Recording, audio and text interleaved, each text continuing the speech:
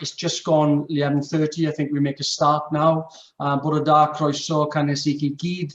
Good morning and welcome to this meeting today with the Swansea Bay Business Club and Chamber Wales.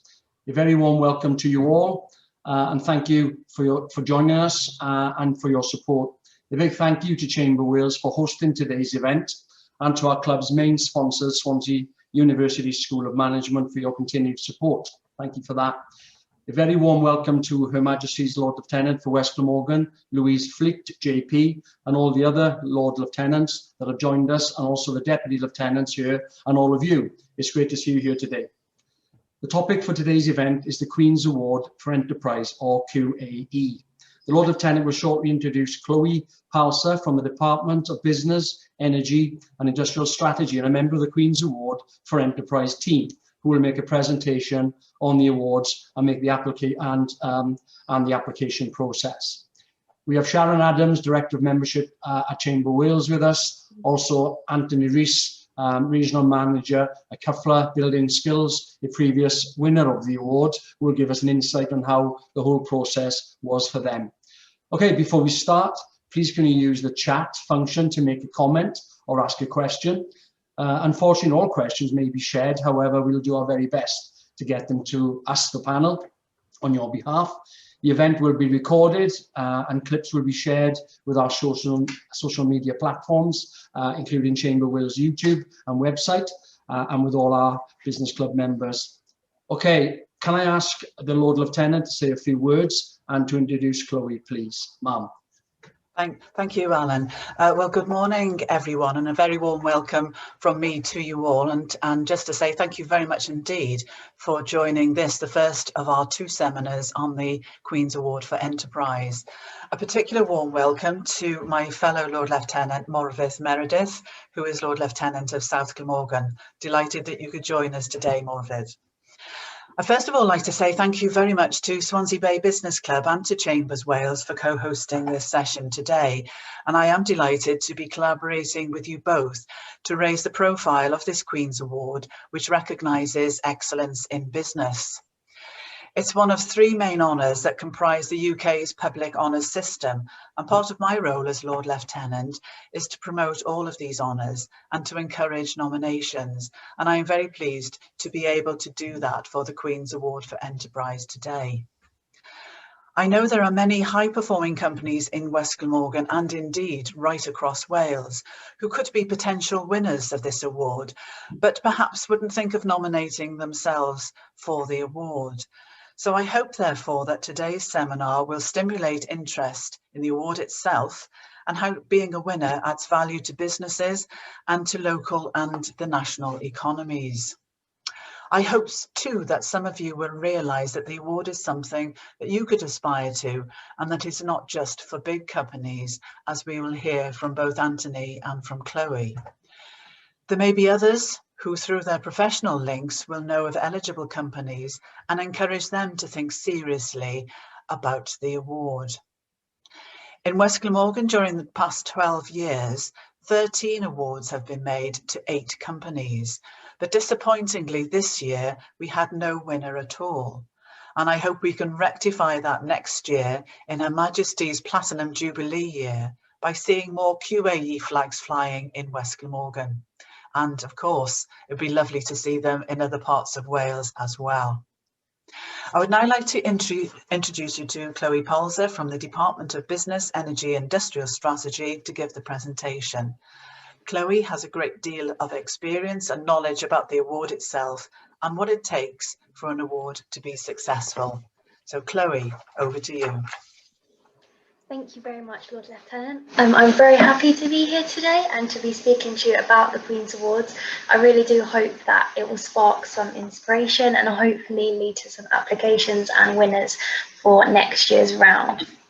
I'm going to take us through a presentation today, and at the end of that, I believe we will be doing Q&A at the end of the session. But if you do have any questions following the session, please do feel free to contact either myself or our team. We'd always be very happy to speak to businesses about the awards, and I'll make sure to leave the details with you at the end. So just to start with the presentation, I am the social media and marketing manager from the Queen's Awards office. We really value these presentations to businesses. We believe it's a great way to reach out to you all, and we really do value your time today. So hopefully you'll find out some more about the Queen's Awards. So, just to begin with, the Queen's Awards are the most prestigious award for UK businesses, and they are a global seal of approval for UK companies. They were established in 1965 by Royal Warrant, and since then over 7,000 companies have won a Queen's Award across the UK. So, within the Queen's Awards, there are 4 categories. You'll probably know more about the first 2 that you can see there, innovation and international trade. Those 2 categories do receive the highest number of applications and the highest number of winners.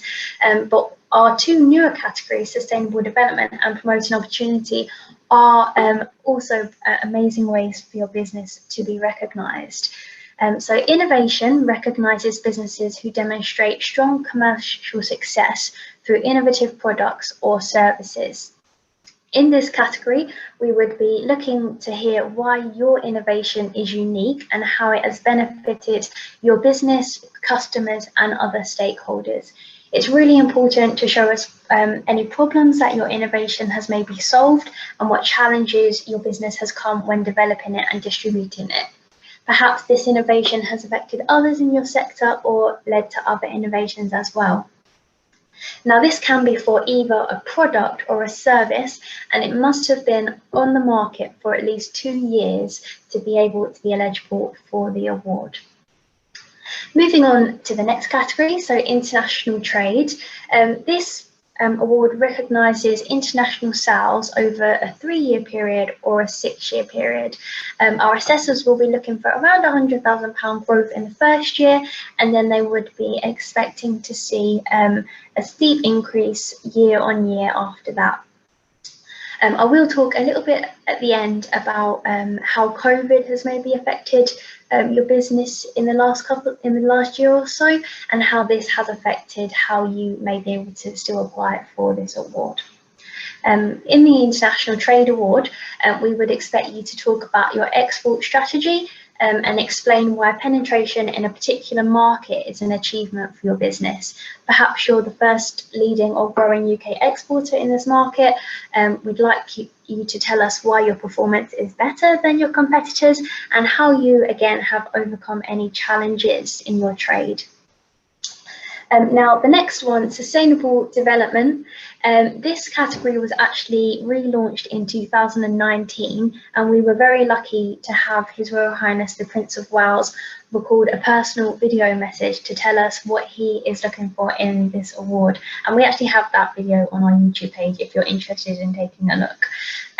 So for this refocus category, we have now moved away from the 3 traditional R's of sustainability: reduce, reuse and recycle, and we now instead look to the United Nations Sustainable Development Goals to see how your business has embedded sustainability at its heart. So within the Sustainable Development application, we'd be looking for any specific successes, such as a new innovative product or delivering environmental benefits that show a real sustainable development outcome. And again, it's really important for us to see how sustainability works throughout your whole business. So it should start at the top with the most senior members of your business, all the way down to more junior staff as well. It really does need to be led from the top of your business, and it needs to be seen in your stakeholders, in your supply chain and in your community as well. Now, in this category, as with all categories, our assessors do look at the business's website when they are looking at this application to see if you are applying for a Sustainable Development Award, that sustainability is seen as at the forefront of your business and it is reflected in your company's website. Whilst I say that we do look to the United Nations Sustainable Development Goals, this doesn't mean that you have to be ticking all of the boxes. It's just a guideline that our assessors will be looking to. So the last category is the promoting opportunity category, and that was actually refocused last year for the latest round. So we have changed the criteria slightly to make it easier to understand and apply for. This year we allow for organisations with social mobility as its core aim to apply, and it also allows organisations who do not have social mobility as a business-wide objective but have a programme that supports it to apply. Now, what this means is that either your core aim of your business could be delivering social mobility. So, for example, your core aim could be that you are supporting perhaps ex-offenders re-enter the workplace, or returning mothers re-entering the workplace, and that is the core aim of your business. The other side of it is that you are maybe perhaps a large business and you've been running for several years, but you have now taken on a social mobility program which helps your staff within your business. So both of those examples allow you to be eligible for this award. And we know that social mobility is such a huge part of so many businesses in the current society. So I believe there'll be many of you that would be eligible for this category. Now we do have a full list of eligibility on our website of what would allow you to apply for this award, but generally it's providing a high quality social mobility initiative or programme that specifically reaches out to support people from disadvantaged backgrounds in order to inspire them and guide them into the organisation and beyond. So just moving on to the next slide. General eligibility criteria. These awards are open to almost all UK businesses across the UK. So our applications are currently open and they close on the 8th of September. Now I think an often misconception is that these awards are for those huge businesses that have been running for many years, and that simply isn't the case. Actually, this year 93% of our winners were SMEs and 44 of our winners had 10 employees or less. So it really isn't just about those huge businesses, it's about those smaller businesses as well, those family run businesses. Perhaps you've only been running for a few years, you still would be eligible to apply, and you actually only need 2 full-time or equivalent members of staff to apply, and that means that they must be on the company's payroll. So a few other points: you must be based in the UK or you must have a UK entity. You must file your tax returns with HMRC. You must be a self-contained enterprise. To repeat, you must have at least 2 full-time UK employees or part-time equivalent, and you will also be asked to demonstrate how you have a strong corporate social responsibility within your business. So moving on to this year's winners. These were announced on the 29th of April, and they show how the UK is leading the way in a broad range of industries such as creative industry, agri-tech solutions, and sustainable food and innovative electric components as well. So we had 205 winners across the UK, and you can see in the map there how they have been reflected across the UK. There are 6 in Wales this year. Overall, we had 5 double winners, so this means that these businesses have applied for more than one category, which everyone is welcome to do. If they believe they do fit into more than one category, you can apply for more than one. As I said, we had 92% of winners as SMEs and 44 winners had less than 10 employees. So just to say a bit more about those double winners, you can apply for more than one category, or likewise, perhaps you have won in international trade 1 year, you can then apply for a different category the year after, but you can't apply for the same category in consecutive years. If you were unsuccessful in a category, you can go on to apply in that same category. You only can't apply for the same category if you are a current winner. So as I said before, international trade is our highest category. We had 122 winners in that category, 44 in innovation, 17 in sustainable development, and 18 in promoting opportunity. So as you can see here, this shows some brilliant photos of some of our winners, and we have a couple of our current winners from this year, PI and Sequel, where they have the flag there, which they are able to fly outside their business premises for 5 years. They're very happy with that. We have in the bottom left, we have Plymouth City Bus, who won their award for social mobility in 2020, and they have put the emblem on their bus, all of their buses throughout Plymouth, to showcase their award. We have two Lord Lieutenants there presenting the Royal Warrant and Trophy to winners, and we also have a picture in the bottom right of Princess Royal attending one of our current winners there to congratulate them. A very lovely day for them. So just to say a bit about why you should apply for an award. The emblem is a trusted mark that provides immediate and long-term benefits for the business. So the use of the prestigious emblem is a recognised royal endorsement that will get your business noticed, not just in the UK, but abroad as well. Many businesses have told us that having this emblem on their products has opened new doors to them in new markets overseas that beforehand they didn't have access to. It has definitely enabled them to open new doors to new markets.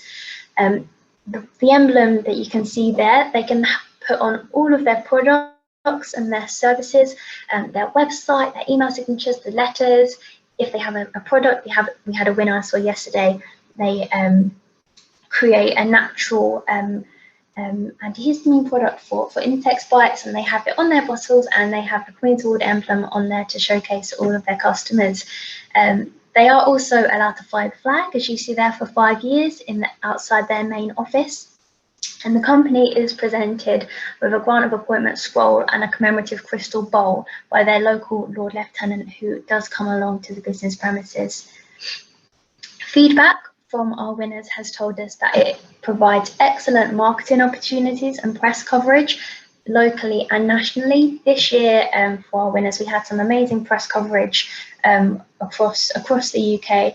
There's many examples. If you type the Queen's Award winners into Google, you'll find some terrific examples of this year's winners. It does provide worldwide recognition as an outstanding British company. Again, I spoke with a winner a couple of days ago. They attended a meeting in America, and he said the first thing, he was actually in America, I'm not sure how, but he went into an office in America, and the first thing that they said to him was, "Congratulations, you are the only business we've ever worked with that has won 2 Queen's Awards." And he was quite taken aback that over in America they noticed that this is what they picked up on, but they really do. It really does provide that worldwide recognition, and companies do trust it as a British company. Another example is that we had a winner for 5 years, and they had the emblem on all of their products, and then 1 year, after 5 years, they didn't re-enter for the award, so they had to remove the emblem from their products. And a business trading in China actually said to them, "Oh, do you no longer have approval from Her Majesty as a Queen's Award?" Which obviously isn't the case, but that just shows the recognition that the emblem really does provide abroad to UK businesses. Another example is increased turnover and international trade, and that is across all 4 categories. And lastly, and very importantly for this year, is a huge boost to staff morale and to your partners and stakeholders.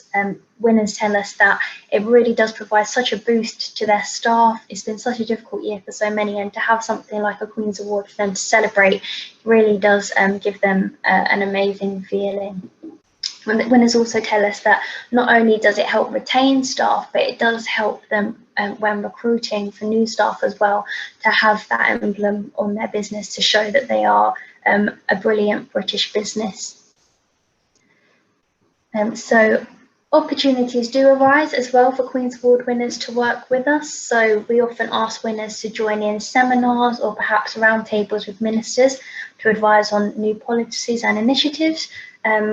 Also, companies that don't necessarily win in the first round that they apply, they do tell us that the feedback that they receive from our assessors really is useful. It's very comprehensive, and it does enable them to take a step back and look at their business and perhaps work out where those gaps are.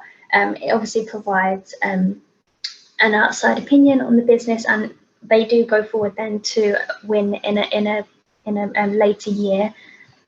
We do love to showcase some of our stories. So as marketing lead, I work with all of our winners online, and we provide blogs, YouTube videos, coverage on our social media, so our Twitter and LinkedIn. We do love to share their story, and we believe that showcasing them as our winners is the best way to inspire other applicants such as yourself.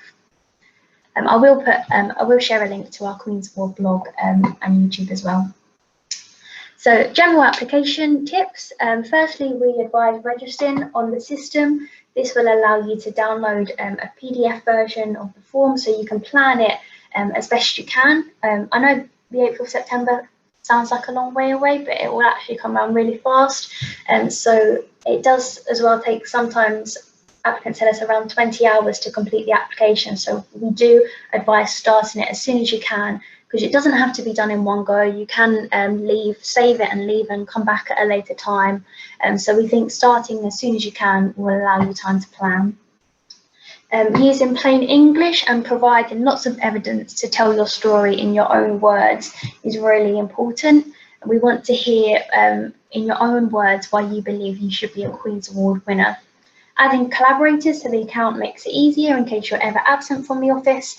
And again, I can't repeat enough, allowing sufficient time to complete the application. As I said, it is open to almost all UK businesses. It is a free process that must be done online, and the applications are currently open until the 8th of September. That's our link there, but I'll make sure to share them again and share this PowerPoint with you at the end of the session. So just to talk a little bit about COVID and how it may affect the awards in 2022. So we do obviously appreciate that businesses may have been affected in many shapes and forms this year by things such as Brexit, flooding and COVID. During these uncertain times, we do want to make sure that we still are supporting businesses and enabling them to apply for the awards. So although we haven't actually changed the official criteria for the awards this year, what we have done is made some amendments to the way they will be assessed. So instead of applicants having to put in their most recent financial figures, what we've done is we allow applicants now to manually enter them so that they can rewind a year if they wish to do so. So, for example, usually in the international trade category, our assessors wouldn't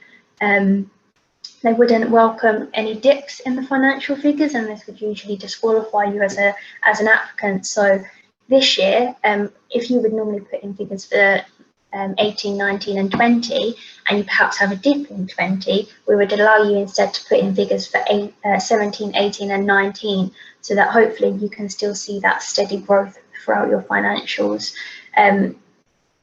This will hopefully be able to avoid any dips and still show how you progress in your sales before you were affected by these uncontrollable factors. Our assessors will also be having much greater discretion when it comes to assessing the applications.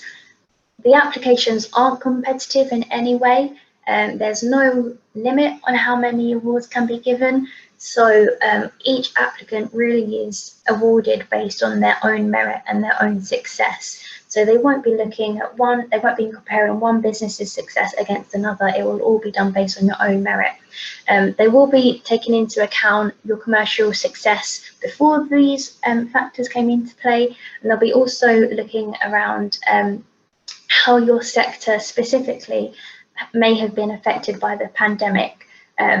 As I said, they won't be comparing one sector against another, but they will be looking at your financials, and perhaps if your sector has been hit worse than another sector, they will take that into consideration. It is also important for them to see the trends and the patterns of your business before any of this came into play, but they will be listening to your story, and there will be opportunities for you to explain any of this throughout the application. And as I said before, if you do wish to talk to us about your specific case and whether you think it would be worthwhile you applying, please do get in touch with us.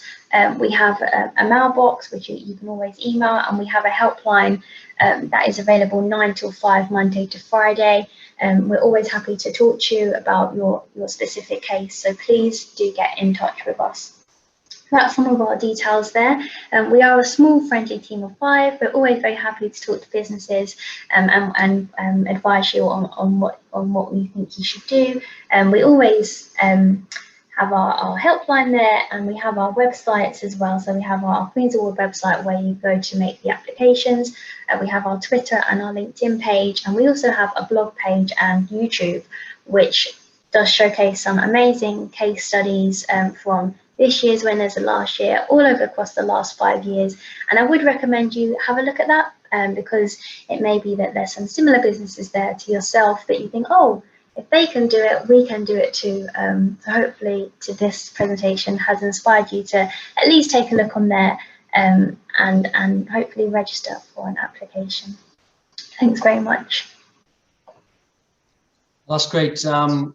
Thank you, Chloe, for that. Before we go into some questions, which some of you have already put to the panel, we're going to hear a real life story, really, from Anthony Rees from Cyfle Building Skills. This is a real perspective of a company that's actually applied for the award and won the award. So I think it can't be better than hearing it from the horse's mouth. So Anthony, if you can give us an insight for you actually applying for the award process, and obviously what it's meant to the business being an award winner, please. Thank you.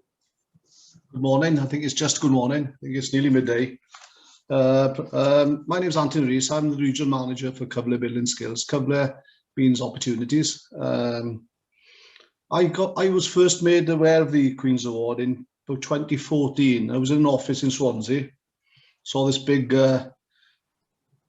poster and big certificate. I thought, well, what's that then? And we'd won some national awards and regional awards, but I started looking into it and I thought, God, it'd be nice to have that kind of recognition, because when I looked into it, I could see the prestige there and the pride that this organisation had in that with the award. So 2014, I first came across it. I realised then there was 4 categories, as Chloe said: international, trade, innovation, sustainable development, and promoting opportunity. Obviously, we're a Welsh organisation with apprenticeship programme, so overseas was not what we were looking at. So we looked at the innovation category first. So when I brought it back, I got a small team involved. It was too much for me just to look at. Small company, didn't have time really, but it was. I wanted to put a bit of time into it, so I got a few key people in, well, a couple of good writers, and people to understand what we were doing really. And as Chloe said earlier, we didn't do it in one hit. We did it bite-sized. So I think I saw one of the chats earlier. It took us longer than 20 hours. It was because we were smaller. I said we did it and we put it down with it. We came back, and it took us about 5 months really to start it and complete it. So I would say my advice is, if you're going to do it, give yourself a bit of time. Yeah, especially if you're a smaller business, you've got this. You've got your day job to do. So it's and sometimes it's not a priority. But we decided when we did it, we took it seriously, and we wanted to do something and to write something. So it was a really good process to go through. I felt it was a great initial assessment for the business, because when you're busy, you don't understand what you've achieved sometimes in the past. It really gives us time and a few of the team members and a really good initial assessment into the business, what we've done in the past, what we're doing now, and really what we could do in the future. And it realised what we'd achieved as a team really, and with our partners, it was an interesting piece of work for us. So we had the award.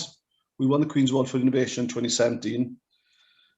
So in 2019, then we looked at the promoted opportunity, because we were employing a lot of young people across Southwest Wales. We went for the Promoting Opportunity Social Mobility Award in 2019. We got shortlisted, but we didn't get the award. So we thought, bloody hell, what are we going to do now? So to be fair, the feedback was fair. It was, we didn't have enough evidence on social mobility. So what we did, we came back, we looked at it as a team, and we made some small changes internally. And we needed a bit more data collecting, and we employ 110 apprentices in the region. What came back really was we realised the deprivation within our programme. So it was a really good piece of work, and the feedback, it sharpened us up a bit, really. It made us understand the business a little bit better. So I think winning the award really was great for the organisation, but everybody was involved in it. The only pity really, we could only take 2 to Buckingham Palace, so couldn't take the whole team. But we had a good party afterwards. But it was, but all seriousness, last year a bid came out with CIDB, some national UK money for creating an on-site hub for work experience programme. Because we'd written 2 Queen's Award bids, we had so much information there. We could use a lot of that information for our bidding and for our procurement, really. So it was for our tendering process then, really. So when we bid for the on-site hub, that was a 3-year programme, over £1 million. It was, we had to diversify a bit, but it was, we won it. We had the award for that on-site hub. That's just started in March this year. And that'll take us to 2024. So it's really helped with our bottom line and our sustainability. It's diversified us. And I think the Queen's Award, not just the award itself, but the application process, it really made us, I think we understood the business better. And I think if you can understand your business inside out, I think your business, you'll sustain it, and I think you'll grow it. And with the new bid we've had, it's going to give us more. It's going to give more opportunity to people in our communities and in the region, and that's what it's all about, really. And I'd like to see more companies applying from Wales. To it, I'm a very proud Welshman. Siarad Cymraeg, fi'n credu mae'n bwysig that we, as companies, that we promote what's best. And I think when a little organisation from Southwest Wales, when my team can have recognition, the highest recognition, it felt so proud, I can tell you. And as Chloe said earlier, we haven't had anybody leave our team over the last couple of years, even through COVID. We've retained them. And I think by having the recognition of when you share the win, it's I think it's as good as any pay rise, because the staff feel a part of the achievement, really, of the organisation. So I'd just like to finish, really, and thanks, diolch am y gwahoddiad iddi, thanks for coming on, and please, I'd like to see your companies there that are listening, if we can do it with a small resource, really. But I thought it was really important for me and the business to have a good in-depth look at what we were doing, and we were doing a lot of good, and the team were doing a lot of good work, and we've diversified. We've got a scheme that'll take us to 24, 25 alongside our apprenticeship programme. So all I'd say to you is 7,000 winners since 1965. Let's hope that 7,000 plus next year will be more Welsh applications. And I'm there. I know some of the businesses are here today. I'm sure I can. I've got some applications there that I'm willing to share if I can. I'll have to check, but it's really, have a go, please, and we're here to help. We're here to help. Diolch yn fawr. Thank you, Alan. Thank you, Louise. Diolch yn fawr, Anthony. That's great. I'm certainly enthused and excited about it now after listening to you. And one of my questions before we go on to a couple of others was to be, did you actually pull a team together within your organisation to help the process, which you obviously did. I can get that. But what I also got from you is the fact that by pulling that team in, you had a better cohesion within the business, from the shop floor to the cleaners to the MD. I think everybody, it seems what you're saying, everybody got involved, everybody got enthused and excited about it. Yeah, you didn't win on the first round, but that's only made you more determined to go for it again, and you did. Which was fantastic, and you got the award. But what I got from you, or from what you're saying, is the actual process of just getting to the award, doing the award, the application part, was a benefit to the business, and I feel that, and I'm certainly going to take it forward here with my team and get the team to do it, because that was one of my concerns. Did you go it alone, or did you do it with the team? And you obviously did it with the team and involved the whole business, which is exactly what I would have done, really, and what I intend to do. So I'm definitely going to go for it. So thanks for that, diolch yn fawr. We have a couple of questions. Dave Hoa, sorry Dave, I got your surname wrong. I think this one's for Chloe, really. How much of the award entry needs to be above and beyond your core business for example, in international trade, if trading internationally is normally in the course of business, would have to demonstrate additional effort or impact. Chloe, have you got a comment to make on that one?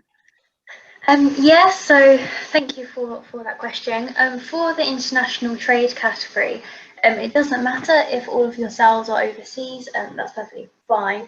As I said before, it would depend on your sector, so we can't give a clear answer for going above and beyond, because it is relative to the size of your business and what sector you're in, how long you've been running, that sort of thing. But we do have two different categories within international trade. So there's the 3-year part and there's the 6-year part, so you can apply for one or the other, and it's 3 years of significant growth, intense growth, and it's 6 years more substantial growth. So it would depend again on which one of those you would be applying for. But as I said, initially we would be looking for £100,000 growth, and then it is around 20%, bit less, depending. That's just a rough guide per year after that increase. So it's not strict 20%. That's just a rough guide that the assessors will look at. But as I say, for this year, assessors would be they will have more discretion around that increase. And our assessors have said to us in the latest round that obviously in the last year, even keeping a balance level or keeping afloat in your business is the same as in previous years, perhaps a steep increase. So they will take that into account as well. They will obviously know that sectors have been hit hard and they wouldn't necessarily be looking for a steep increase in the last year. But as I said, again, there is also that opportunity to wind back a year if you wish to do so. In terms of the above and beyond, we would still ask you to show the corporate social responsibility that you have within your business. So that doesn't have to necessarily be world-changing things. It could be just more simple things about how you support your staff, how you perhaps have an impact on your local community, that sort of thing is what we would be looking for as well. Okay, thanks, Chloe. Questions come in from Amy Nicholas, and basically touches on a bit of what you just said, Chloe, and certainly what Anthony have said. It took her a long time to work with the client to fill the form in about 30 hours. But Amy remembers the feedback from obviously the QEA was incredibly useful, even though they didn't win at that time. Do you still provide the detailed feedback for entries? I think you did say in your talk, Chloe, that yes, yeah. Yeah. So the assessors do still provide comprehensive feedback to the applicant once they are shortlisted. That usually gets released around April time to the unsuccessful applicants. And although you can't resubmit an old application, you can use parts of the old application and in your new one if you wanted to reuse parts of it. But the feedback is very good at sort of pointing out which parts maybe need improving or which parts within the business they would expect you to go back and have a look at. Okay. So yeah, short answer, we do still provide feedback. Yeah, I get that. That's great. Questions come through Chambers Wales. Are charities eligible to apply for, in particular, the social mobility and sustainable development categories? Chloe? Can I say we're a charity? We're a charity and a limited company, so we employ, but we've got charitable status. So we've had that for 5 years, I think. So when we bid, we were. So from our point, yes. Chloe?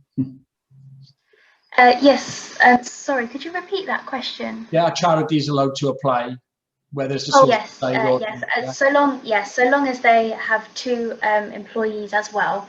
So it can't be all volunteers. If it is all volunteers, then I would suggest looking at the Queen's Award for Voluntary Service instead.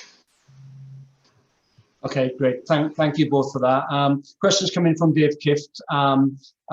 As a very diverse set of businesses in his organisation that seamlessly cross sort of over a few of different types of awards. Is there somebody we can review with and take some guidance from? I think, Anthony, you're good for that. You know, you're willing to take a phone call, you've said, and give a little bit of advice and help where you can. Do you want to answer Dave on that one?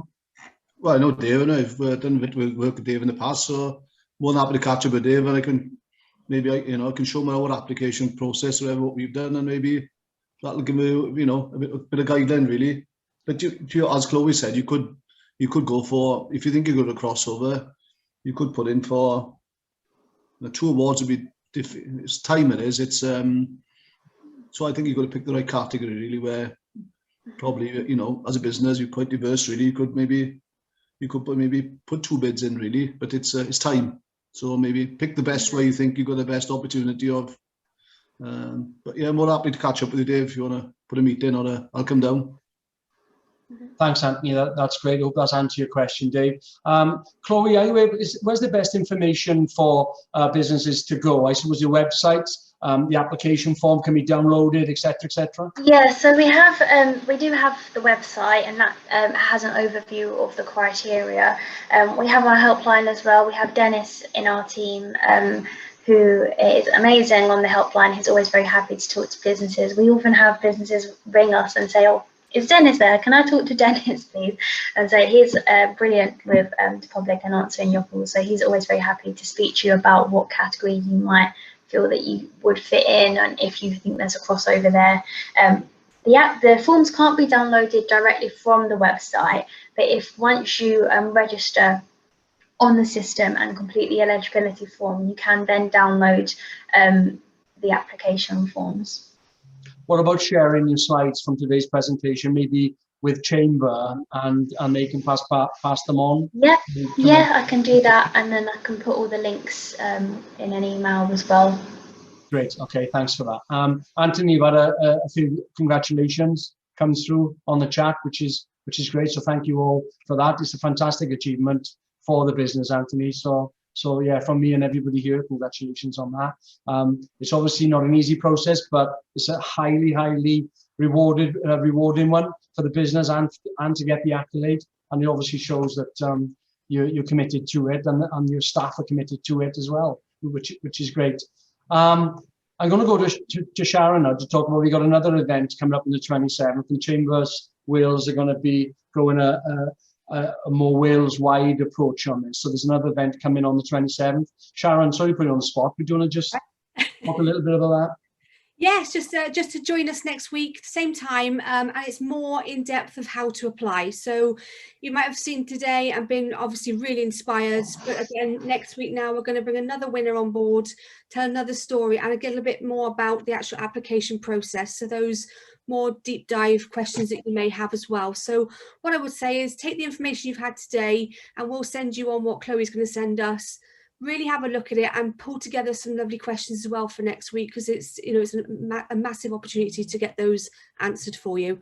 But thank you all, everybody that's come today. We're really grateful for that, and that will also be up on our YouTube channel as well, so you can go back over it, because Chloe's presentation was amazing. So thank you. Okay.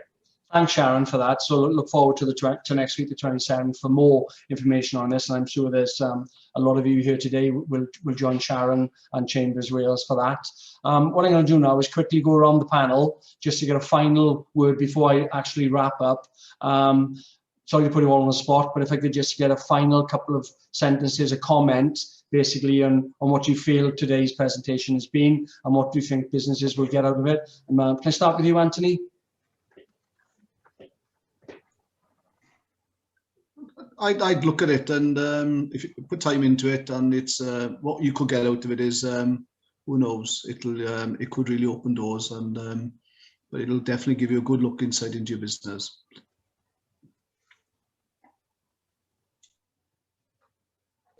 Sorry, Chloe.